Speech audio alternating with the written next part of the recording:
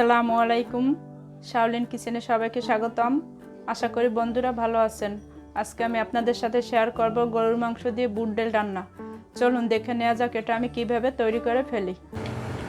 চুলায় একটা কড়াই বসিয়ে 1 কাপ পরিমাণ তেল, এখানে হাফ কাপ সরিষার তেল, হাফ কাপ সয়াবিন তেল নিয়ে নিচ্ছি। এর সাথে দিয়ে দিচ্ছি 4-5টা সাদা এলাচ, একটা কালো এলাচ, 4-5টা লং, 4-5টা গোলমরিচ, 2টা তেজপাতা, 1.5 ইঞ্চি পরিমাণ দারচিনি।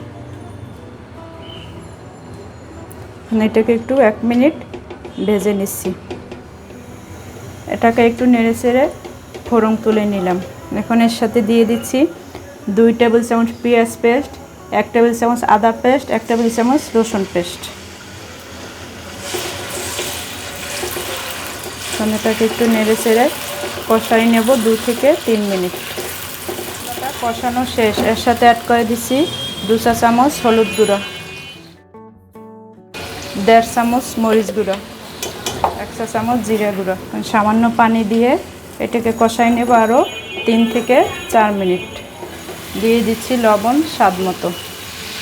মশলাটা কষানো শেষ। এখানের সাথে অ্যাড করে দিচ্ছি 1 কেজি পরিমাণ গরুর মাংস, কেটে ধুয়ে আমি পরিষ্কার করে নিয়ে নিচ্ছি।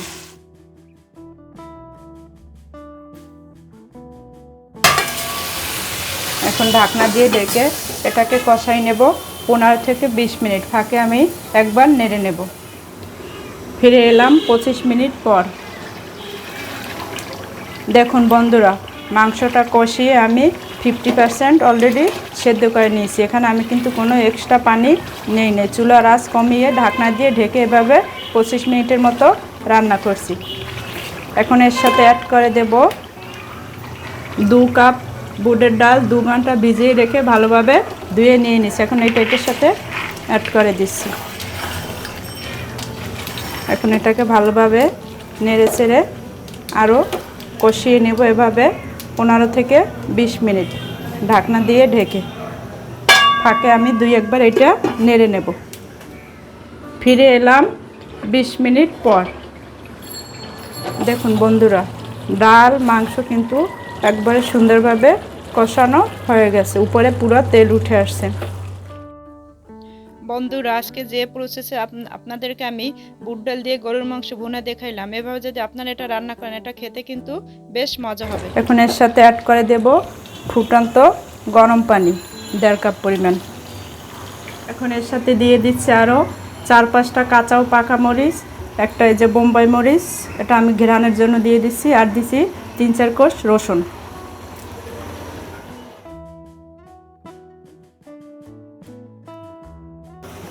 এখন এটাকে ঢাকনা দিয়ে ঢেকে চুলার আঁচ কমিয়ে আরও রান্না করব 20 মিনিট।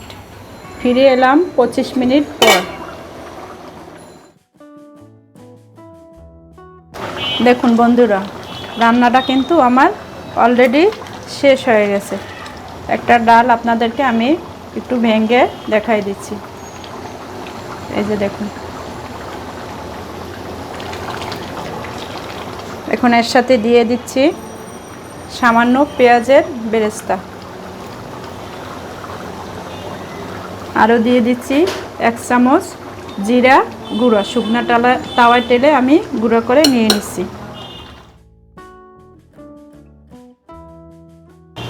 এখন ঢাকনা দিয়ে ঢেকে চুলাটা বন্ধ করে দিচ্ছি আর একটা বাটিতে বেড়ে পরিবেশন করে আপনাদেরকে দেখাই দিচ্ছি। দেখুন বন্ধুরা, বুট ডাল দিয়ে গরুর মাংস রান্না করে আমি একটা বাটিতে বেড়ে নিয়েছি। আপনাদের যদি আমার এই বুট ডাল দিয়ে গরুর মাংস রান্নার রেসিপিটি ভালো লেগে থাকে অবশ্যই লাইক, কমেন্ট, শেয়ার করবেন। আমার চ্যানেলকে সাবস্ক্রাইব করে বেল আইকনটি বাজিয়ে রাখবেন যাতে নতুন ভিডিও পেতে পারেন। সবাই ভালো থাকবেন, সুস্থ থাকবেন। আল্লাহ হাফেজ।